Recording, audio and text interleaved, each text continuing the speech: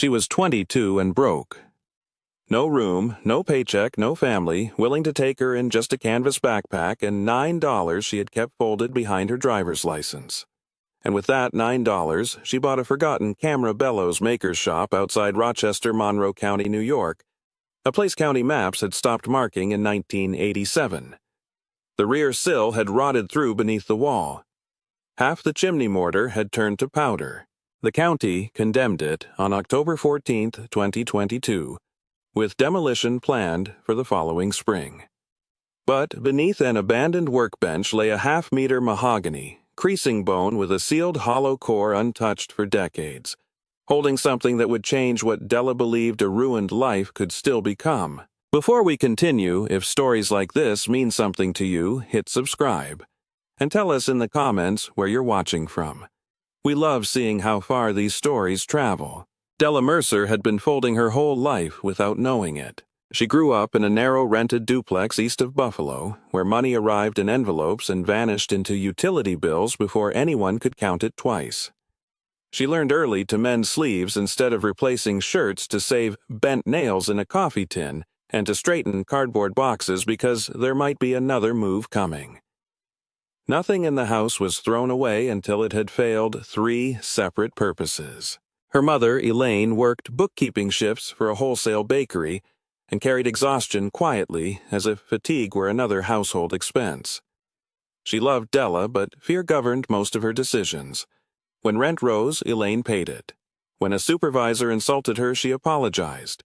Survival in that house meant becoming smaller than the trouble. The exception was Elaine's father, Walter Mercer, who lived 40 minutes south in a clapboard bungalow with a detached shed that smelled of beeswax leather and cold iron. Walter had repaired antique field cameras before collectors began paying serious money for them.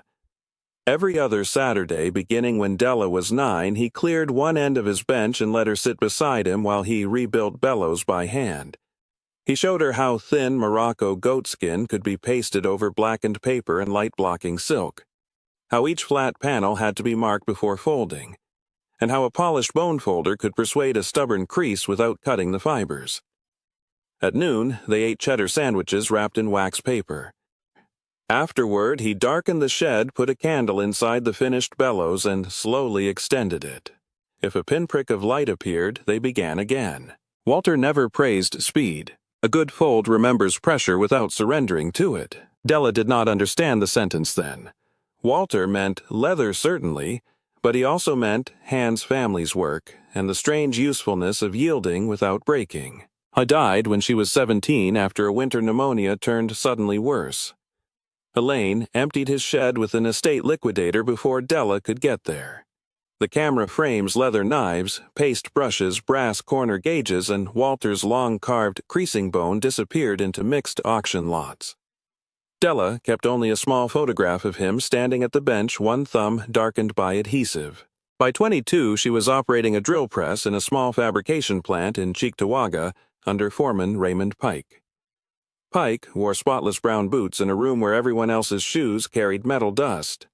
He measured bathroom breaks, rewrote incident reports, and spoke softly when he was most dangerous. A damaged guard on Della's station had been reported twice. Pike signed both forms without ordering the replacement. On August 3, the loose guard shifted. A shaving caught Della's glove and pulled her hand hard enough to tear 2 tendons before she hit the emergency stop. The injury was not catastrophic, but it required stitches of brace and weeks away from machinery.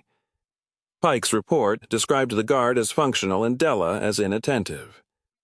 3 days later, the company terminated her for violating procedure. Her final check did not cover the clinic bill. By September 1, the landlord had taped a notice beneath her doorknob. Elaine came from Buffalo on eviction morning, standing in the hallway with both hands clasped around her purse. Della had hoped her mother had brought the station wagon.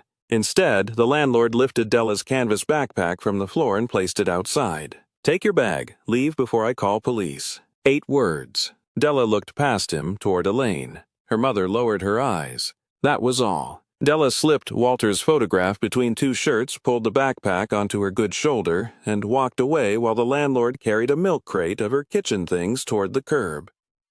Elaine remained beside the stairwell.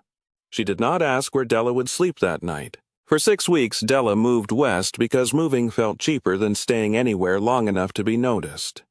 She slept 2 nights beneath an overhang near the Buffalo bus terminal, then rode to Batavia after paying $11 for a regional ticket from money she had earned unloading produce one-handed behind a grocery.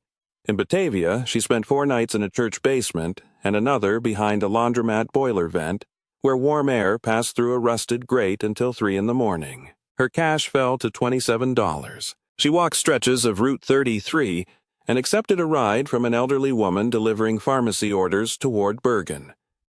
A farm couple let her sleep in an empty hay wagon after seeing the brace beneath her sleeve. She paid $5 for bread, apples, and a jar of peanut butter and made them last nearly a week. By the time she reached the western edge of Rochester, she had $14.17. Public libraries became the safest room she knew. Nobody demanded a purchase. Nobody asked why she stayed until closing. At the Arnett Branch Library, she washed her face, charged an old phone that no longer had service, and read local newspapers because printed classifieds required no login. On October 17, she found a county disposal notice wedged between advertisements for snow tires and estate furniture. Abandoned commercial structure. Monroe County tax title. Former photographic bellows workshop. As is. No utilities guaranteed. Minimum transfer consideration $1. Della read it 3 times. The address was outside the city beyond the last regular bus route.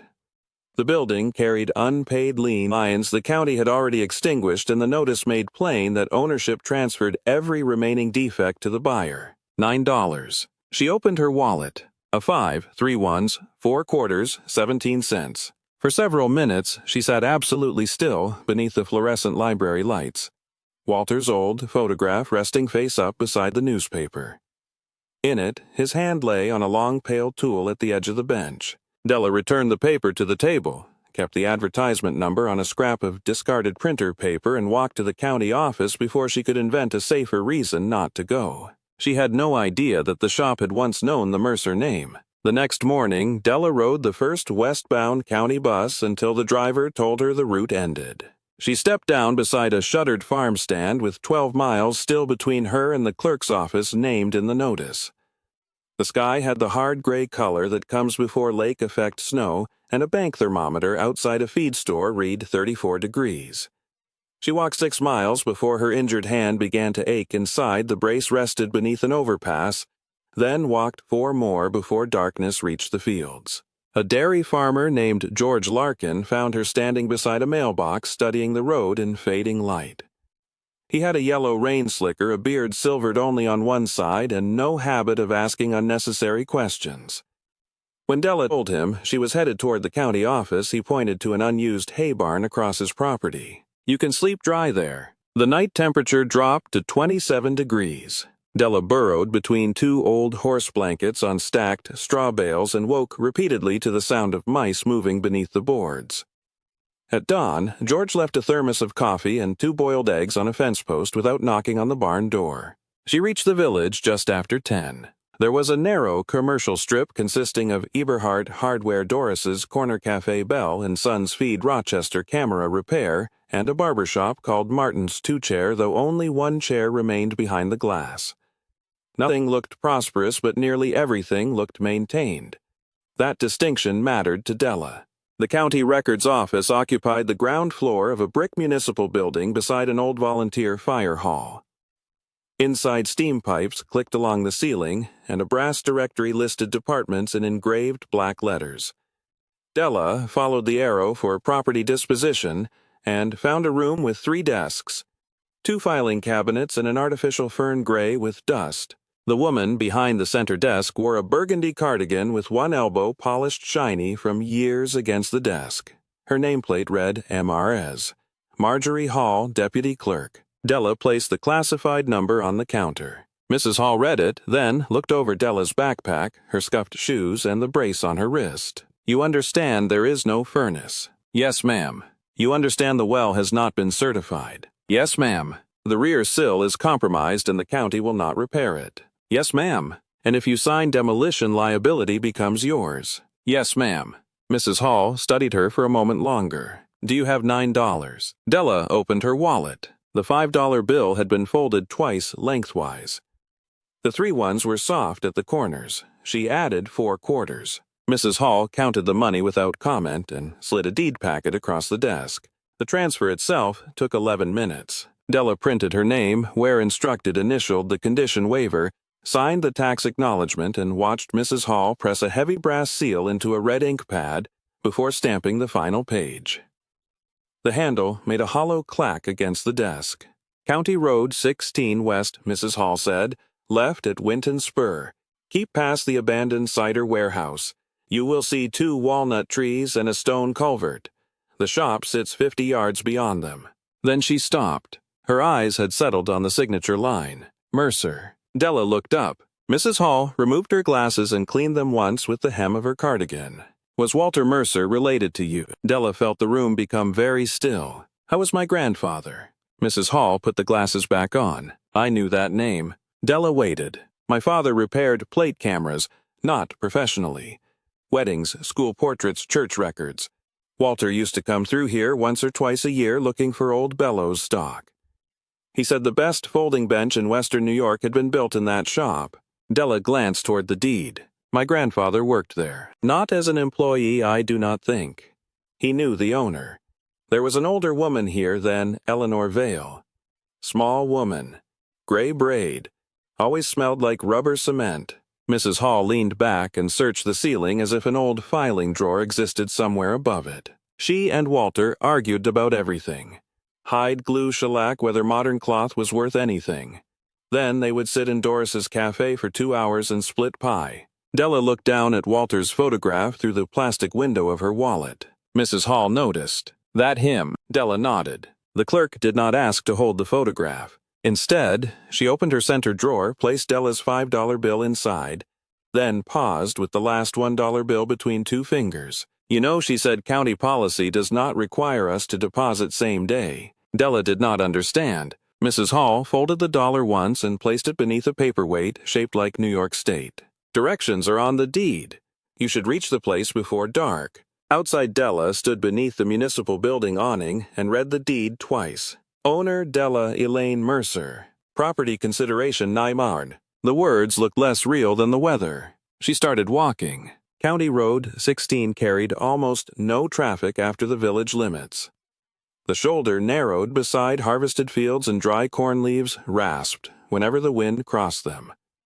3 miles out, an old man in green coveralls was repairing fence beside a white farmhouse.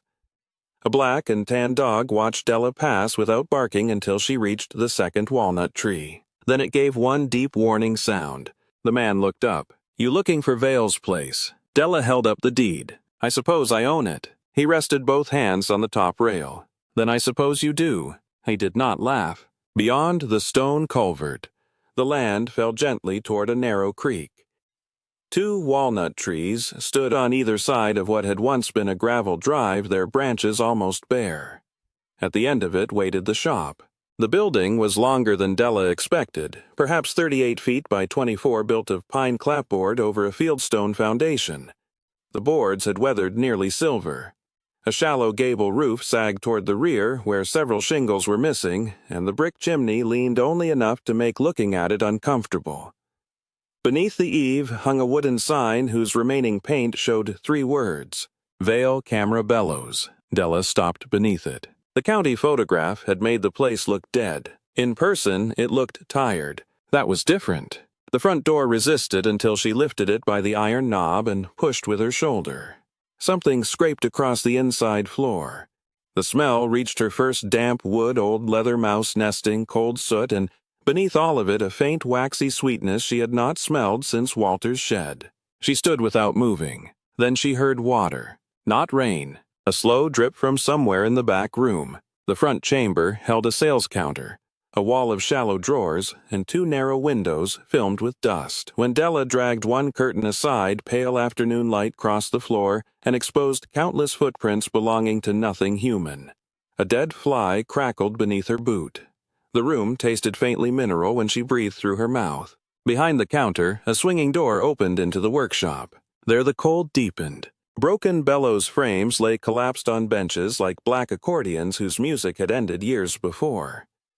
Sheets of thin goatskin had curled hard at the edges. A cast-iron glue pot sat beneath a shelf, its copper inner cup green with corrosion. Near the rear wall stood 3 folding forms, a paste table, and a long workbench scarred by thousands of ruled lines. Della ran 2 fingers over one groove. Dust rolled ahead of them. The wood underneath was walnut. In the corner, rainwater fell from a roof seam into a rusted enamel basin. Each drop struck with the same small metallic note. She found the well pump behind the building, but the handle moved without resistance. The outhouse leaned, yet remained standing. There was no electricity as promised, no furnace, no bed. She returned before sunset with an armful of dry branches gathered beneath the walnut trees. But the chimney smelled strongly enough of creosote that she decided not to risk a fire. Her first meal in the shop was half a peanut butter sandwich and the last boiled egg from George Larkin. Darkness came early. Della spread flattened cardboard behind the sales counter where the roof appeared soundest, put her backpack beneath her head, and wore every piece of clothing she owned. The floor pressed cold through her coat. Somewhere inside the wall, a mouse worked patiently at paper. The creek moved beyond the trees. Once near midnight, Della woke because the building had made a long, settling sound from the rear sill. She lay awake, listening for a second one, then noticed another sound beneath it. Leather. A thin flap, hanging from one broken bellows, shifted whenever air entered through the window frame, opening and closing by less than an inch. In the dark, it sounded like breathing. Della reached into the backpack and found Walter's photograph. Her thumb rested over the pale tool visible at the edge of his bench. She did not know yet that another tool from the same hands lay less than 20 feet away beneath the workshop table, darkened by dust and waiting inside its carved mahogany shell. She only knew that, for the first time in 6 weeks, nobody could tell her to leave. The harshest folds of pressure do not break the will. They teach it how to open wide enough to catch the light. On the first morning, Della began with water. The hand pump behind the shop had lost its prime, so she removed the iron cap, poured in 2 borrowed jars from the neighbor's kitchen, and worked the handle until rust-colored water coughed from the spout. She pumped until it cleared enough to smell only of stone and iron, then boiled every cup she intended to drink. The outhouse received a new latch made from a bent nail. By the 3rd day, she knew which floorboard complained beside the sales counter, which one clicked twice near the chimney, and which section along the rear wall should not carry her full weight. On the 4th morning, she walked back to Eberhard Hardware. The proprietor, Henry Eberhard, had one eyebrow divided by an old white scar and wore a pencil behind his right ear even while eating. His store smelled of pine tar kerosene, galvanized metal, and the faint peppery odor of mouse poison beneath the seed bins. Della placed her deed on the counter because she had nothing else that might qualify as credit. "I need to make the chimney safe." "Henry, read the address." "Vale Place." "Yes." He glanced at the brace on her hand. "What can you pay today?" "Nothing." "That simplifies the bookkeeping." Della waited. Henry pulled a ruled account ledger from beneath the counter and wrote Della Mercer across the top of a clean page. 30 days. Small purchases. You tell me before you cross $25. "I will." He added a thin paperback beside the ledger. "Home repairs for old houses, 1976 edition. That part is free. Belonged to my brother." Della left with a 6-inch wire chimney brush for $5.75, 20 feet of fiberglass rod for $8.40, a small tub of furnace cement for $3.25, size work gloves for $2.10, and a packet of dust masks for $1.35. Henry tied the rods together with twine and made no remark about the total. The chimney took nearly 5 hours. Della spread an old canvas beneath the firebox, removed the rusted stovepipe, and taped newspaper around the opening, leaving only enough space for the first rod. From the roof, she lowered the wire brush until it caught against the flue wall. The first pull brought nothing. The second produced a dry rasp. By the 6th, black creosote began falling through the chimney in flakes thick as bark. She worked downward 1 rod length at a time. At 11 feet, the brush jammed. Della climbed down, went inside, and tapped the flue with the wooden handle of a hammer until a hardened shelf of soot broke loose. It struck the canvas with a weight that made her step backward. She carried 3 coffee cans of creosote outside before the brush finally moved from crown to firebox without catching. Her injured hand trembled when she finished. She waited an hour before lighting anything. The first fire was no larger than both her fists together. Newspaper 3, pencil-thick twigs, then split walnut no wider than 2 fingers. Della watched the smoke line closely. It lifted cleanly instead of spilling into the room. She added 1 more piece. The iron stove began ticking as it warmed. For the first time since August, she cooked a meal over heat. She had made herself oatmeal, half an apple, and a pinch of salt in a dented saucepan Henry had found behind his counter. Steam touched the workshop windows. Della sat on an overturned crate and ate slowly while the room changed temperature around her. Afterward, she began inventorying what Vale camera-bellows had left behind. Not everything deserved saving. 3 goatskin sheets had mildew deep through the grain and broke when bent. 2 folding forms were warped beyond use. But beneath the worst debris she found objects built for hands that expected to keep working: a brass straightedge marked in 1/8, 2 beech folding boards cut with shallow V channels, a roller of black silk still wrapped in waxed paper, a narrow leather paring knife with a horn handle, a hinged wooden bellows form, size for a 5x7 camera, and a shallow tin containing powdered graphite. Then there was the bone folder. At first, Della mistook it for a piece of broken bench stock. It lay beneath the lowest shelf, longer and darker than the pale handheld folders Walter had used nearly half a meter from end to end. The working edge was polished ivory-colored bone, but the handle was a broad mahogany body carved with alternating chevrons, each notch darkened by old oil. She wiped it with a rag. The object felt wrong. Too heavy at one end. Della turned it over. 3 shallow scratches crossed the handle near the carved point. She tapped that area with her fingernail. Solid. She tapped closer to the middle. Solid again. Near the end of the mahogany grip, the sound changed. Hollow. Della stopped. She tested it a second time, then placed the tool across 2 blocks and balanced a brass straightedge over its center. The handle dropped harder than the working end, but not where a solid mahogany grip should have carried weight. Something was concentrated near the capped end. She inspected every seam. There were none. Only a circular piece of wood, no wider than 2 inches, fitted into the base, so exactly that dust had hidden its border. Cedar, not mahogany. The grain ran in a different direction. Della found the leather paring knife and worked its tip around the disc without forcing it. The cedar gave less than a fingernail width. She stopped. A rushed hand could split wood that had survived decades. Instead, she warmed the handle beside the stove for 10 minutes, just enough to soften whatever old wax had sealed the joint. Then she wrapped the cedar cap in a strip of damp cloth, pressed with her thumbs, and turned. Nothing. She turned again. A faint line opened. The disc had threads. Della unscrewed it slowly until the smell of cedar escaped from inside the handle. The cavity ran almost the full length of the mahogany core. She tipped the creasing bone over the bench. Nothing fell. Whatever had been placed inside was packed tightly. Della fashioned a hook from a length of copper wire and drew out the first bundle by less than an inch. Oilcloth appeared at the mouth, dark brown and tied with waxed linen thread. She set the creasing bone down before pulling farther. The first package contained tools. 2 miniature brass corner gauges nested together in cotton. A bone creaser, scarcely 4 inches long, lay beside them, its edge worn, smooth from use. There was also a small gold object shaped like a bellows corner brace, no larger than the first joint of Della's thumb. She held it under the window. It was heavier than brass. The second packet contained materials. 3 narrow samples of Morocco, goatskin, a strip of black silk, 2 folded sheets of barrier paper, and a stitched booklet whose cover bore only the words Vale Compound in fading ink. Della did not open the booklet. Not yet. The third object resisted. She widened the copper hook, caught a cloth loop, and drew out a cylindrical tin barely narrower than the hollow handle. Its seams had been sealed with dark wax. Della sat down. The stove clicked behind her. She broke the wax with the back of the paring knife. Inside the tin were money and a folded envelope. The bills came first. Some were old enough to feel like cloth. Others were newer replacements packed later into the same cash. Beneath them lay paper coin rolls, each marked by hand.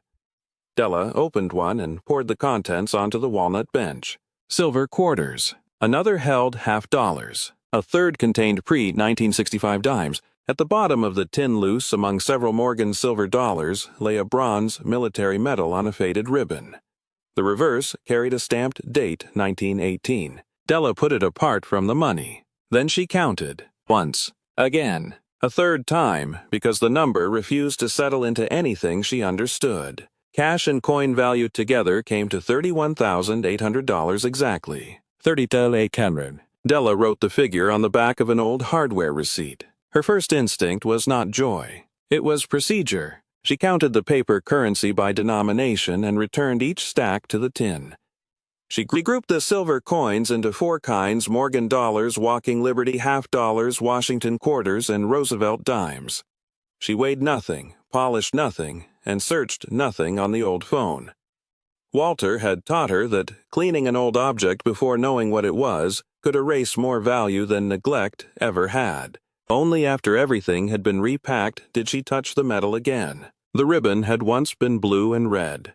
One edge was frayed nearly through. Beneath it lay the envelope. "Dear Finder" had been written across the front in blue-black ink. Della knew the handwriting, not because she had seen it often, because Walter had once owned 3 repair notes written in the same hand, and Della had copied their measurements into a school notebook when she was 13. Eleanor Vale. The name appeared in the lower corner. Della held the envelope for nearly a minute. Then she set it back in the tin unopened. Outside evening had reached the creek. She carried Walter's photograph and the medal to the bank, leaving the money locked inside the shop beneath 3 replaced floorboards. The water was higher after 2 days of rain, brown beneath the surface and silver where it crossed stones. Della sat beneath the walnut tree. Across the field, smoke rose from the neighbor's chimney in one straight column.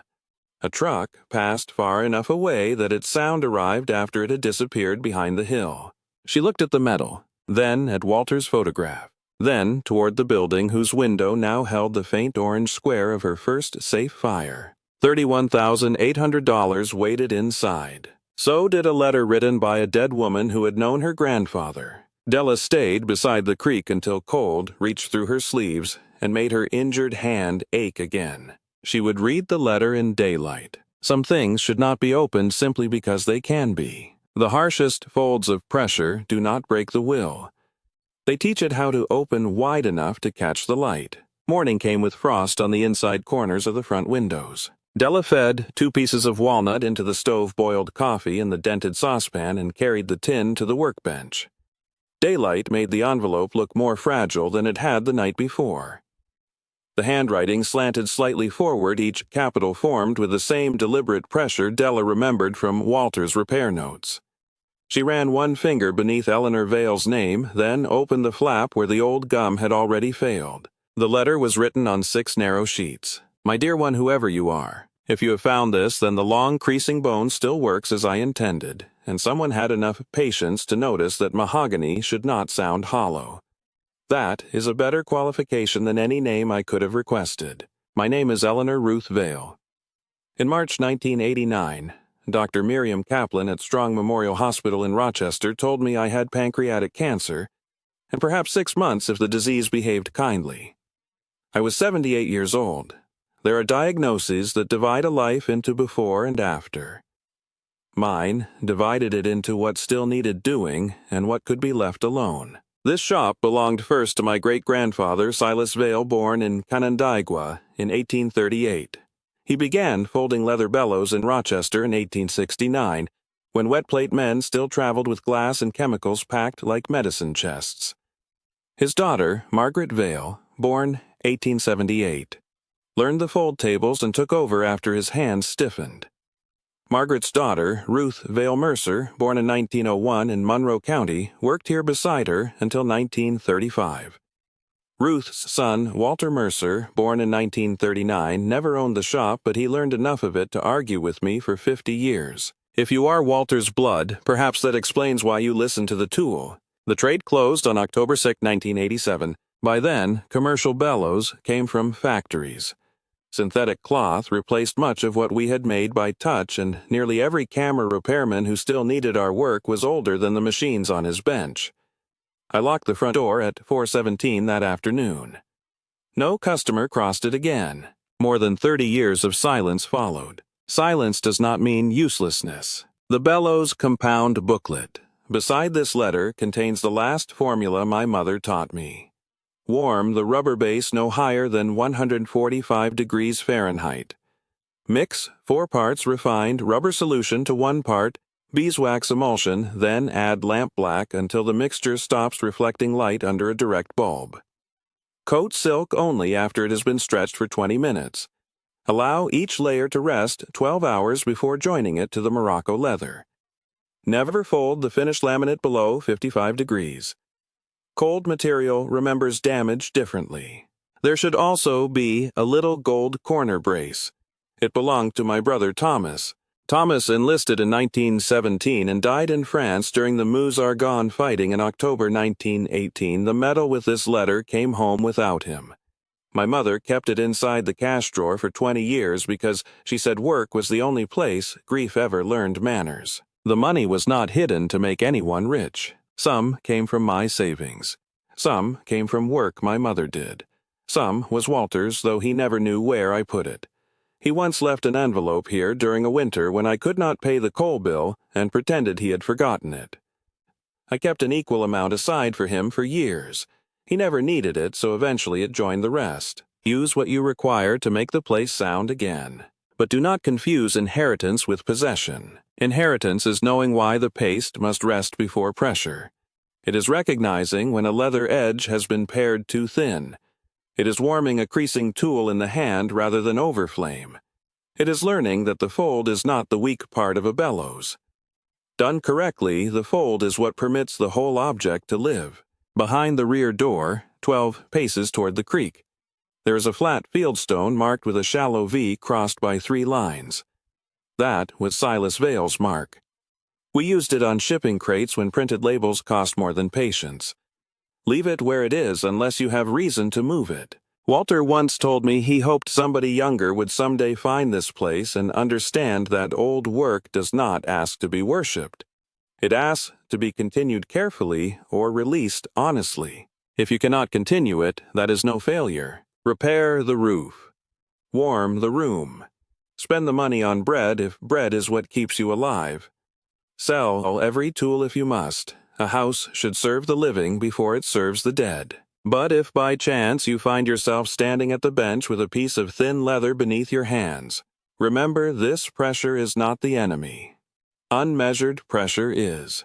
The house is not empty. It has been waiting. You are welcome here. Eleanor Vale, April 16, 1982. Della read the letter once without moving. Then she read it again. The second time, she slowed at Ruth Vale Mercer, her grandmother's mother, a name she had never been given. When she finished, Della aligned all 6 sheets on the walnut bench and folded them along Eleanor's original creases. The paper resisted slightly at the worn intersections, then settled into itself as if those lines had been waiting too. She put on her coat and went through the rear door. 12 paces took her beyond the drip line of the roof and down a slight slope toward the creek. Grass lay flattened under frost. At the 12th step, her boot struck something harder than frozen earth. Della knelt. A flat fieldstone sat nearly level with the ground, its surface softened by moss. She cleared it with the side of her glove. There it was. A shallow V crossed by 3 lines. Nothing jeweled, nothing ornate. Just a working mark, cut deeply enough to remain after weather had erased nearly everything else. Della rested her palm on the stone. Then she left it exactly where it was. Back inside, she opened the first oilcloth package and chose the miniature bone creaser. Walter had once shown her how such a tool should feel after decades of use. Smoother than polished metal, warm almost immediately in the fingers. She lit a single candle and placed it inside the surviving 5x7 bellows frame. The old leather had split along one corner so light escaped in a narrow blade. Della watched it. Walter's Saturday ritual returned with painful precision. A dark shed, cheddar sandwiches, his thumb against a seam. If you see light, do not blame the light. She extinguished the candle. Over the next week, people came to the shop without being asked. George Larkin arrived first with a 5-gallon water jug and left it by the pump, because, as he put it, Winter did not care whether a deed had been recently signed. Henry Eberhardt sent a box containing 2 used wool blankets and wrote, "Charge 0" on a scrap of receipt paper. Mrs. Hall brought an old county photograph of the shop taken in 1963, slid it beneath the front door, and left before Della could reach the porch. Doris from the cafe packed vegetable soup into a quart jar and wrapped the jar in yesterday's newspaper so it would remain warm during the walk. None of them asked about the money. None knew it existed. Their gifts were small enough to fit into hands. That made them harder to forget. Before we go further, think about one small kindness someone once gave you when they had no obligation to help. Maybe it was a meal, a ride, a coat, a place to sit, or simply being believed at the right moment. If you remember one, tell us about it in the comments. Small kindnesses often travel farther than the person who gave them ever gets to see. That night, Della put the miniature creaser, the gold corner brace, Walter's photograph, the medal, and Eleanor's folded letter into a wooden drawer beside her cardboard bed. She did not lock it. For the first time, the things beside her were not the remains of a life she had lost. They were tools waiting for morning. The first real snow came on December 6 inches laid across the roof before dawn. Della stood outside with Henry's repair book tucked beneath her coat and watched meltwater already finding the same damaged seam above the workshop. She had read the roofing chapter 3 times, once beside the stove, once at Doris's cafe, and once again with a ruler on the rafters. The roof measured roughly 38 by 24 feet, allowing for pitch and waste. She calculated 12 bundles of asphalt shingles, 2 rolls of roofing felt, and nearly 20 pounds of galvanized nails. Henry looked at the figures. Close enough to start. Then he reached beneath the hardware counter and gave her a roofing hatchet with a leather-wrapped handle. "My brother's." Della turned it over. "You keep giving away his things." "No, I keep putting them back to work." A retired roofer named Amos Bell arrived the next morning after Henry mentioned the project. Amos was 71 broad through the shoulders with a hearing aid that whistled whenever he bent his head. He refused money before Della offered it.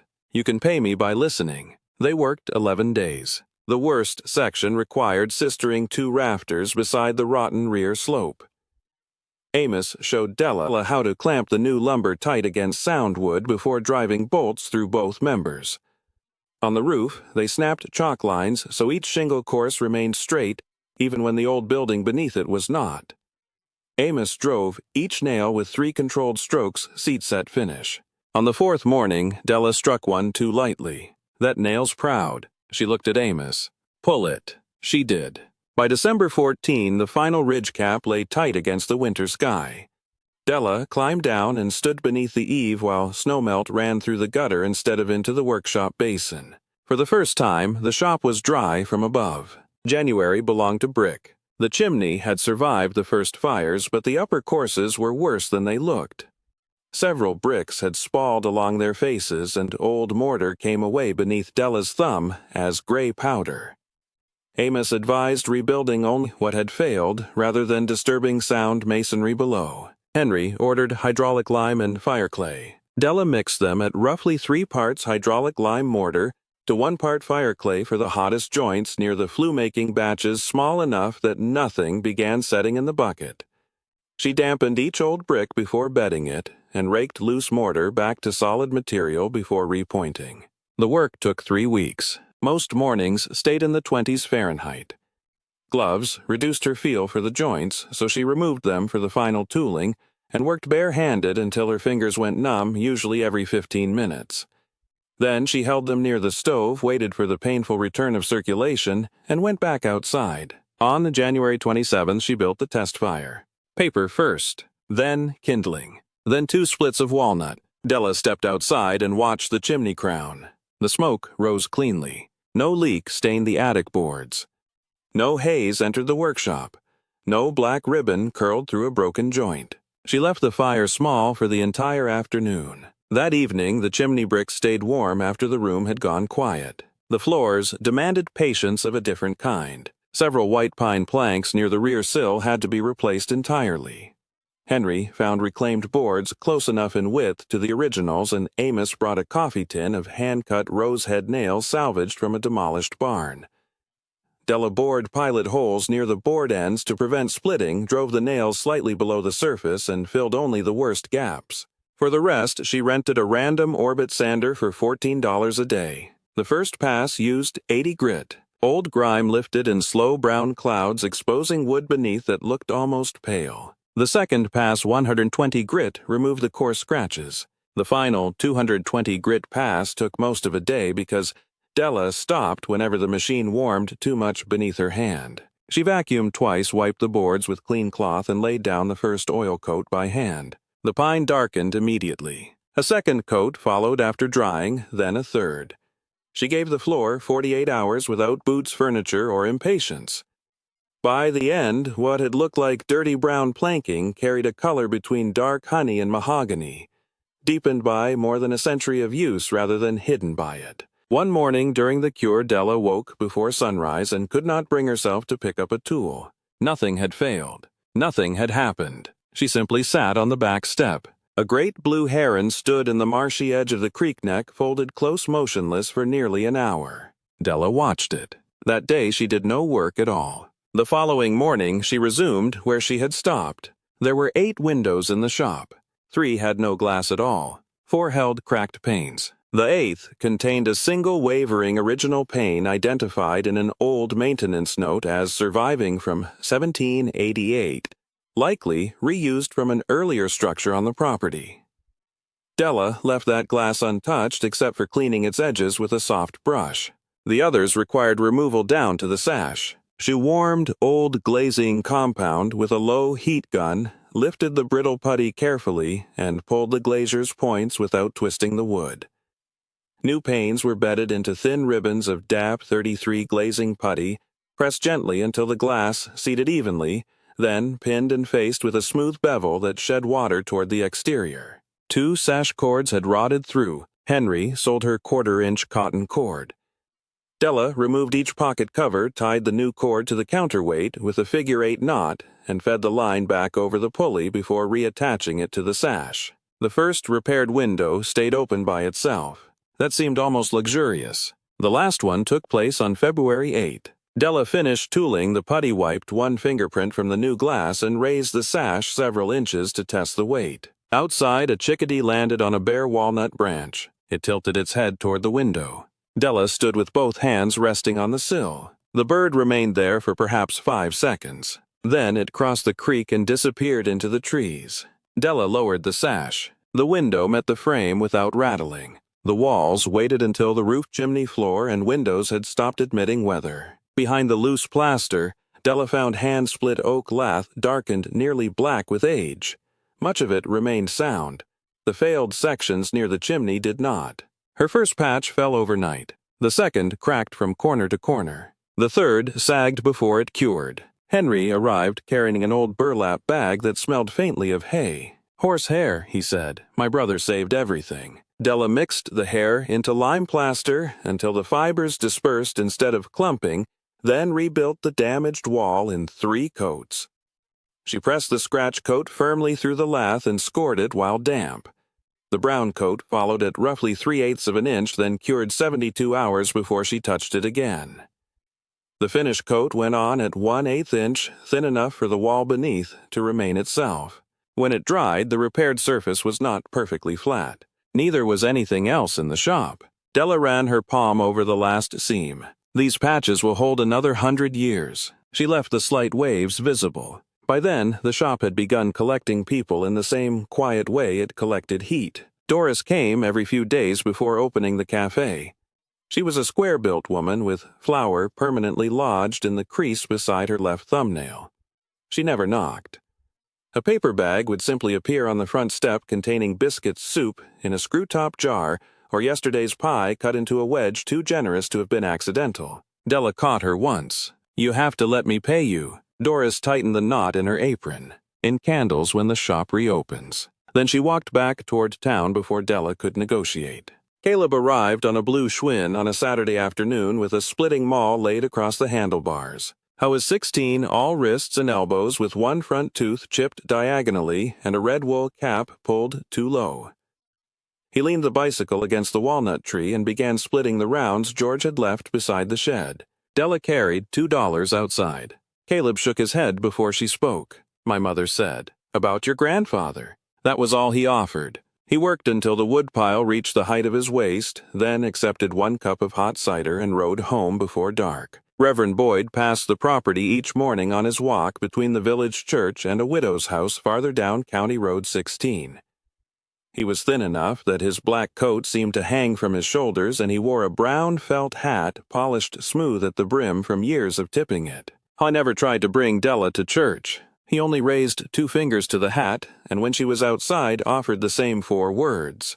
"Keep her standing, Lord." At first, Della thought he meant her. By February, she understood he meant the building. Perhaps he meant both. One morning after sleet had glazed the drive, Henry brought a bucket of sand without mentioning it. George left 2 cedar boards beside the rear wall. Mrs. Hall mailed Della a photocopy of a 1911 tax card that listed the property as Bellows Shop and Dwelling. None of these things changed her life alone. Together, they changed the shape of the days. The seller waited until February 11. Della had known about the door since the first week, but the wooden stair tread beneath it felt soft and winter offered more urgent work.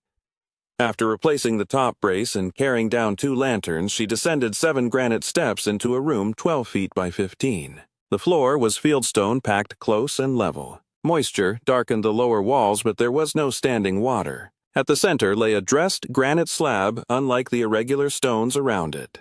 A shallow V, crossed by 3 lines, had been carved into one corner. Silas Vale's mark. Della crouched beside the slab. She could have found a pry bar. She did not. Eleanor's letter had asked for careful continuation, not excavation. Della rose and inspected the stairs instead. Under the 3rd granite step where the mortar had fallen away, something wooden showed in the lantern light. She reached into the narrow gap and drew out a small oak box swollen at one corner. Beside lay a brass key. Its bow had been shaped like an open bellows, 2 expanding sides joined by 3 tiny zigzag folds. Beneath the key was a tintype wrapped in cotton. The image showed a young woman standing outside the same shop in summer, though the siding was darker and the roof line straight. She held a long bone folder against one hip. Her face was narrow, her hair pinned severely behind the head, her left eyebrow slightly higher than the right. Della stared at it, not because the woman resembled someone she knew, because she resembled Della. On the back, scratched into the metal with a fine point, were the words, "Ruth Vale, daughter of Margaret, age 25, summer of 1903. Della carried the tintype upstairs and placed it beside Walter's photograph. The resemblance became stranger side by side. The brass key went onto a nail above the mantel. She tried it in no lock. For the moment, not knowing was permitted. By March, winter began withdrawing in strips. Snow remained along the north foundation, while bare earth appeared beside the creek. Water ran louder each afternoon, carrying broken twigs beneath the stone culvert.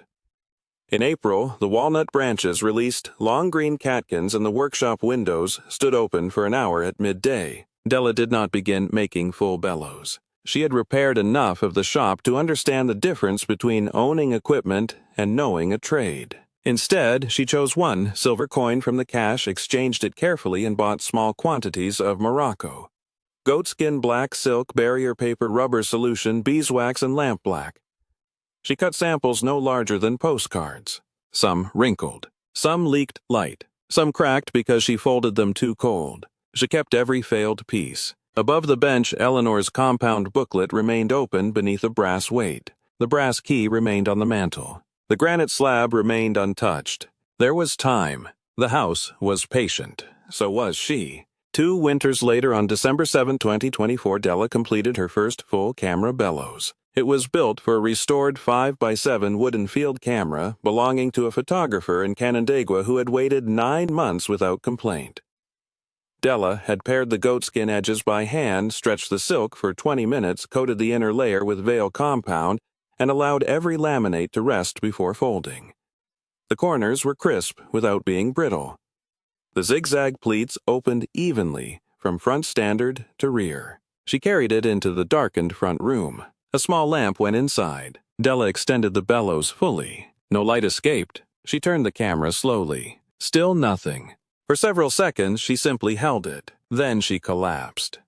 The bellows opened it again and listened to the soft accordion whisper of leather and cloth moving together. The shop around her had changed without becoming new. The walnut bench had been leveled but not refinished. The pine floor held old nail heads among the replacements. 8 windows admitted winter light without rattling. The brick chimney drew cleanly above the black stove. Tools stood in shallow drawers whose labels Della had copied from the old handwriting rather than replacing. A narrow shelf held Walter's photograph, Ruth's tintype Eleanor's letter, and the small gold bellows corner brace. The brass key was no longer on the mantel. She had learned what had opened that autumn. The clue arrived accidentally while Della trimmed suckers from the older walnut tree.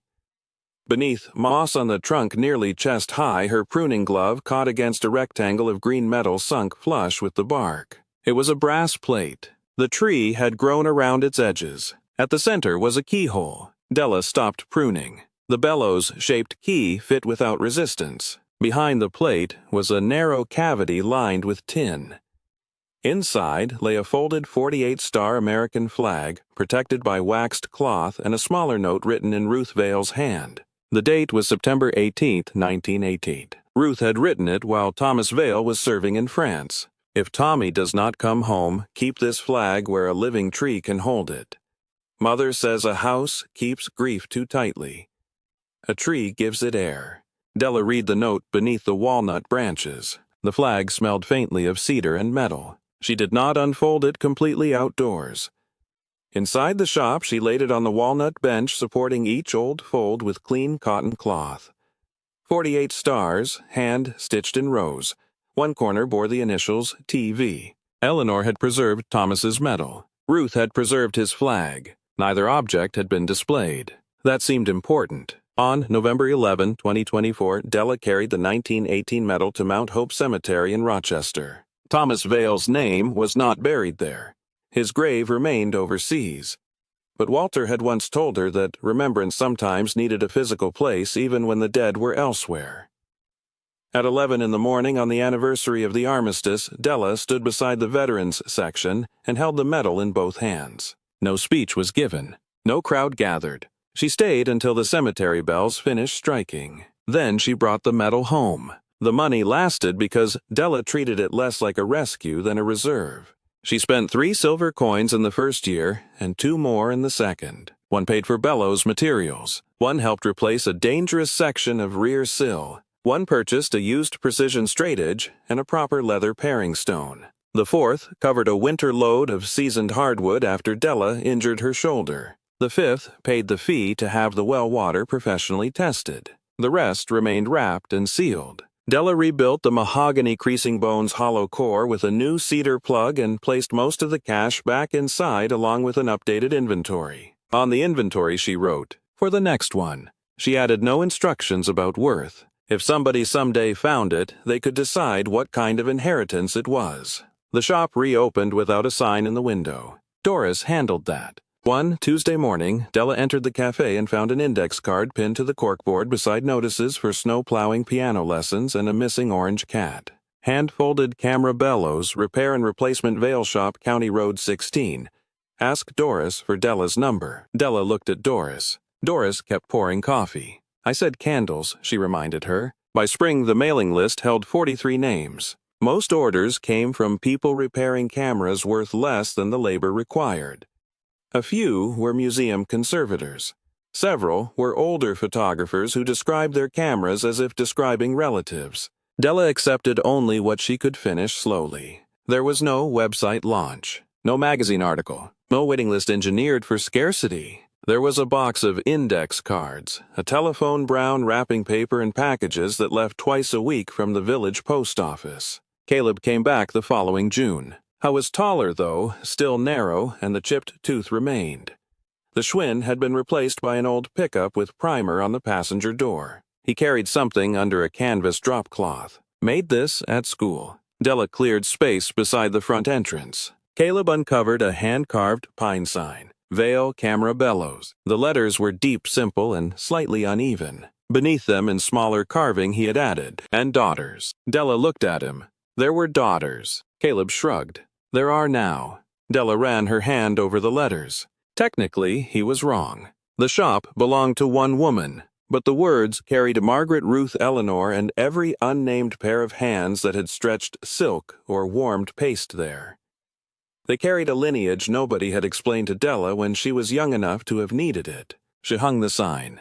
Caleb refused payment again. This time, Della gave him Henry's brother's old roofing hatchet. He accepted that. In November, Della began another letter. She used 6 narrow sheets of paper and sat at the same walnut bench where Eleanor had written hers 35 years earlier. At the top, she wrote, "My dear one, whoever you are." Then she stopped. She did not know who the next person would be. A niece not yet born, a stranger buying a condemned building, someone who had lost a job, a room, or the confidence to name what remained. Della wrote about the shop rather than herself. She explained which floorboard still clicked twice in wet weather. She described the chimney joint that needed watching after hard freezes. She recorded the correct rest time for the Vale compound and warned that the rear window counterweight hung 1 ounce heavier than its mate. Only near the end did she write about the first autumn. "I arrived here with less than $10 and believed pressure meant the thing pressing you had won. I know better now. The harshest folds of pressure do not break the will. They teach it how to open wide enough to catch the light." She read the sentence once. Then she left it. At sunset, Della folded the new letter along 6 clean creases and placed it inside a plain envelope. She did not hide it yet. That could wait. Outside, November wind moved through the walnut branches. The creek carried leaves beneath the stone culvert. Caleb's sign shifted once on its hooks and settled. Inside, the completed 5x7 bellows rested, collapsed on the bench compact enough to fit between 2 hands. Tomorrow it would be mailed away. Another camera would open. Another dark chamber would become useful because no light entered where it should not. Della banked the stove and turned down the lamp. The camera-bellows maker's shop waits. It has always waited. Years later, Mrs. Hall retired from the county office. On her last afternoon, she emptied 2 drawers, returned 3 borrowed pens, discarded a calendar from 2019, and lifted the New York-shaped paperweight from the corner of her desk. Beneath it lay a folded $1 bill. She recognized it immediately. Mrs. Hall smiled, placed the paperweight back over the dollar, and left both for the next clerk.